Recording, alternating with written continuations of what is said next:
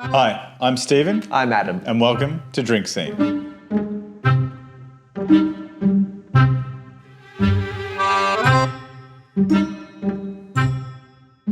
Today's movie is The Menu. If you haven't seen it, you must see it. It's one of the best films I've ever seen. Have you seen it, Adam? Yes, chef. Excellent. But all jokes aside, it is a fantastic film. You must see The Menu. And we're going to analyse one of the scenes that starts that edginess, starts the cringe, the awkward, the uncomfortable. And we've got a great drink that is awkward, edgy, and uncomfortable. Ooh, can't wait. Let's do it. The Menu is a dark comedy thriller directed by Mark Mylod. It stars Anya Taylor-Joy, Nicholas Hoult, and Ray Fiennes. The movie follows a young couple who visit an exclusive, mysterious restaurant only to discover that the menu offers more than just food. It includes deadly consequences as they navigate a series of twisted games to escape for their lives. And now the drink. Any good tequila will do, followed by Contro and lime juice. Make sure you're liberal with the salt. Seriously. Pour your tequila of choice and your Contro. And, of course, the lime juice. And there you have it, a deconstructed margarita. Enjoy. So how we doing this? Question me. Into character. First, you don't question me. Fair enough. And second? And then, well, you don't question me because you just did it again. So don't say anything. Yes, chef. Our scene today is a very serious scene and shouldn't be trifled with. Trifle. Yep, I got there. Anyway, this is The Menu. This is a very slow, coming to a boil kind of film. A bouillabaisse. Yeah, we're starting off. This is in the film moment. We're at the simmer, and all the characters are looking around the room, and they're thinking something isn't quite right. And my favourite part in the entire film is within this scene. And it's right at the end, and I don't want to give it away because I want to feel the fresh excitement because it's a fine piece of acting and it's a great character reaction. So I guess my theme today is all about the characters reacting to each other in the room and about control. Don't speak. No, you can speak now. Thank you. I'm not asking. Yeah. Tell us how we drink it. So I'm ordering I'll it. Yeah. So because it's deconstructed, Yes. I think we'll start with the strongest thing first. Okay. Okay, which is the tequila. Yes. And then we'll go sweet. Yes. To, I guess, to mellow that out. And then to cut through our palate, we'll end with the lime juice. So being a deconstructed margarita, boom, boom, boom, in that order. But the salt, I think the salt's going to have to go in the end with the lime. Because I'm thinking more like, when you do a tequila shot, you do the Well, it's interesting. lemon juice and salt. Because a margarita is just really, I suppose you've got a bit of the Cointreau, but if you took that out, a margarita is a fancified lick, sip, suck. Yeah. And now you've deconstructed that to essentially be a lip, sip, suck. Yeah. So you've taken all the fun out of it. I have. And don't question it. You've taken the love out of alcoholism. It's very sad. Yeah, it's clinical and you should show no fun at all in this. I don't want a lot of laughing. That's why I don't have my laugh cushion. No, you've got your modesty I've cushion. got my serious It's a modesty flamingo cushion because you can't get more serious than a flamingo. So here we go. All right. This is The Menu. I'll salt up my lime as we do it. To set this scene. So I was finding it hard to break up the scenes because so much goes on in this movie and it's all mainly in the one, it is in the main location of the restaurant. So I decided is whenever a plate comes out is like a setup for a new moment or a new scene. So we're going straight to the restaurant critic that has kind of butchered a few careers in her day, and the chef's kind of sending a bit of a cheeky insult to her, but she's not really knowing how to take it. And then we're going to see people in the restaurant. They don't really know how to take situations well. And there's one character in this that doesn't belong and was never part of his plan. And we can start to see how uncomfortable that makes him for the first time because he's losing control. You make your own yeast. He from loves apples. it. Here we go. He loves it. He loves control. Yeah. Miss Bloom, here is another broken emulsion, courtesy of Chef Slowick. Yeah, so he's smiling. He's got control. Look at that hair. Excuse me. It's great. Is everything to your liking, sir? Oh, well, actually, no. Thanks for asking. I mean, look, the food's great and we totally get all the conceptual stuff, but could we please get a little bread, and some gluten-free for my friend? I know. No. No. Yeah, so this, when she says no, this is the first time the Well, this is all very the clever, staff and I didn't want to pull this card, but you know who we have are, a go back. right? Yes. You do. You know who we are. I know who you are. And look, I'm going to pause it there because this is the do you know who I am or do you know who we are kind of moment. And each group at this restaurant, in case you haven't seen the film, I'm hoping you have, but each table at the restaurant is a kind of different echelon of society that most of us plebs despise. So this is the do you know who I am table, young money men who think they can do anything because money says so. And having her, I guess, what's the word I'm looking Defy. for? Defy, yeah. I was going to say rebut, but defy that and say, no, I can't do that for you.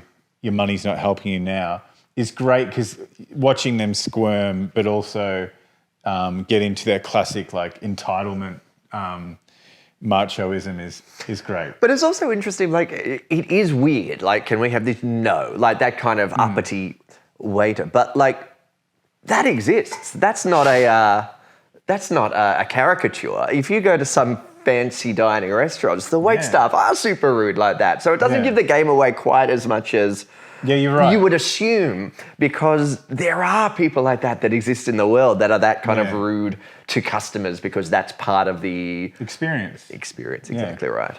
So obviously, the experience is going to change in a moment. And just a side note, I don't know what the answer is, and I'd like to look this up afterwards, but they must have filmed this in front of a virtual production or a giant screen in the background, because the whole thing takes place at sunset, and I can't imagine they're going to wait how many hours to... Because the sun slowly goes down in the background through all the scenes quite well, and that'd be a very hard thing to... So virtual match. background is like... Gigantic LED screen wall, and you can just fit it to any time or anything you want, and it should look perfect. But a film like this, and you could be absolutely right, and I suppose a Google search would find it out, but you could easily do that with a lit background as well, like in the glory days of cinema. Yeah, but I'm just noticing there's a lot of light thrown from outside into the restaurant. So I've got to Google it. If people know how it was done in the comments, please tell us. I've had my first deconstructed what'd you margarita. It was unbelievably tequila-y and then very sweet and then very sour, and I was just a bit disappointed and was thinking, gee, I really wish I had them all together. It would be really great if there was a way to combine them all, and I can't imagine what that way would be. I call this drink the 3 stages of heartburn.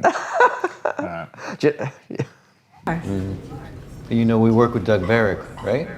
No, you work for Mr. Varick. Exactly, and so we all play on the same team, so just flip us a little bread, please. We won't tell a soul, lady. I promise. They're begging for bread. So just so you know, they were served condiments without bread as an insult, but they don't really realise they've been insulted yet. And she's still smiling though. Yeah. Passive aggressive. May I? Yeah. You don't have to do that. Okay. Camera moves in. Awkward. You will eat less than you desire and more than you deserve. Yeah, that's great. It's a pleasure to That's serve. how camera movement helps the moment. Well, they look happy. Yeah. Really focuses you. So look, he's Lording over. master and commander in his kitchen. You want to try it? No? This is great stuff. I'm like, See, she's like the wait staff in a way. She no. Yeah, I know, she's one of the plebs. Uh-oh. So Upset the teacher. Yeah. So I'll pause it here. He's come out of his, dominion to, I think in this movie is his stage, because he's become his own audience member. He's set up the play and he's sitting back and enjoying the show because, again, he still doesn't know exactly quite what's going to happen. But he's doing it for his own entertainment. It is the lime juice. You know what I'm going to do? I'm going to be super deconstructed. What are you doing? Look at this. I should. As a classic patron at a restaurant, I should he's make doing my own something restaurant. ridiculous. I should look at this. While I, the cleaning staff, will have to clean this mess up. Absolutely delicious. It's not that good, actually. I did them the ratios. Yeah, it's all There's about a ratio. reason that bartenders go to school for 7 years to learn their trade. 7 years. All right, so we've got our first kind of direct confrontation with the chef with the chef with the style. clientele. With the clientele. Right. And this is the first time he's a bit taken aback, and we'll see. It's good just to sorry, that was. go with it. We'll go with it. Uh-oh, look at that guy. Yeah. You haven't touched your food. There is no food. Well, no, this is food. So, lots more food to come. Don't want to fill up. That would not be possible. I've precisely designed the portions to account for that, so you won't fill up. Please eat. The menu only makes sense if you eat. But you told us not to eat. That is not what I meant, madam. You know it. Well, thank you for your concern, pause but it I for a am second? perfectly capable of deciding. Isn't that, the cold psychopath always ends up sounding like Anthony Hopkins. Oh, that's why he's the best. Well, but maybe it's chicken and egg because you're going to be talking very softly, very calmly, and you're going to be articulating a lot of the time. And that is how you sound like a psychopath. I have a theory on it. There you go. When you talk like that, you can hear like gross mouth movements. No, I'm serious. You can hear like all the sounds of the mouth moving, and that in itself is quite creepy. As Penny having a go again. But look, I think what's really interesting here is that the shot type. We've got a low angle on Fiennes. And looking up at him like he's got the power. But when it goes back down to her shot, we can see that a lot of the time she's in the middle of frame. She's still quite imposing. It's showing that she's not quite in power, but she's been stubborn about it.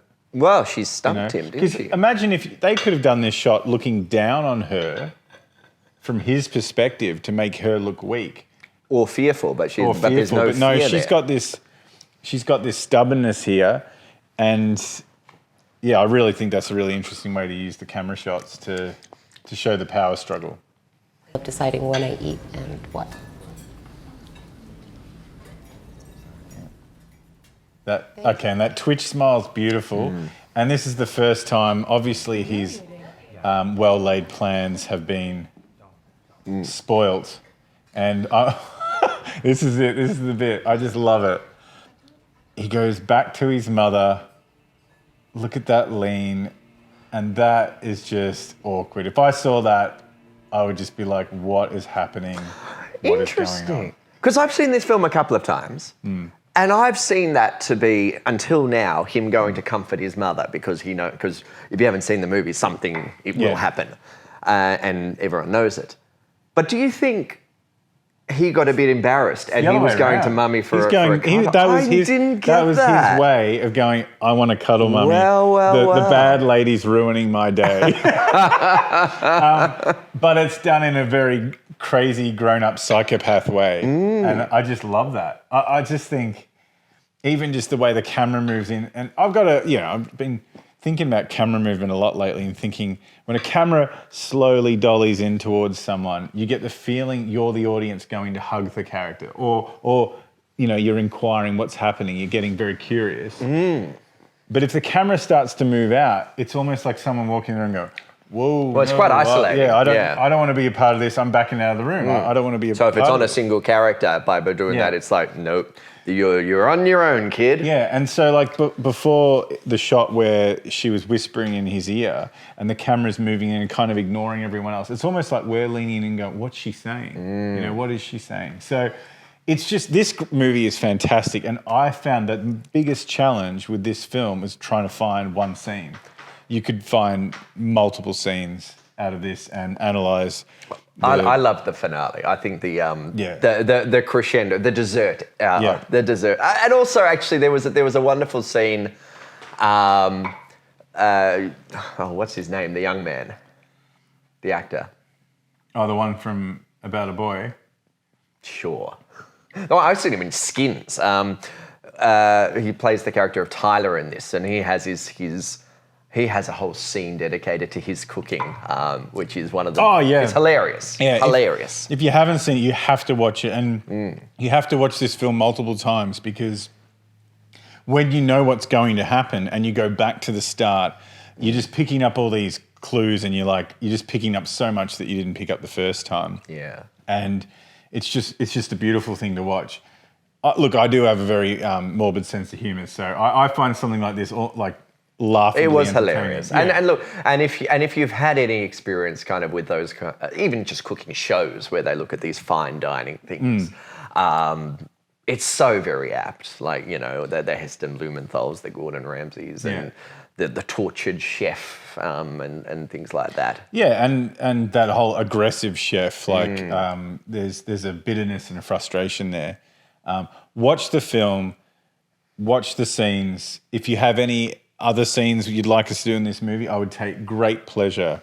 But don't do this. Yeah, but don't do this. I'm gonna. Well, here it is. Here it is. This drink embodies this film because he's deconstructed everything. And if you go through the film and watch the food hitting the plate, or the food out to the customers, you look at it, it's not appetizing. It's like sea slime with a bit of cucumber foam, or mushed herbs smoked with whatever. And you see the food, and if anyone has seen the film, she ends up getting he makes a burger for her, like a classic American burger where he started, and it looks delicious. And even he's taking pleasure in making that.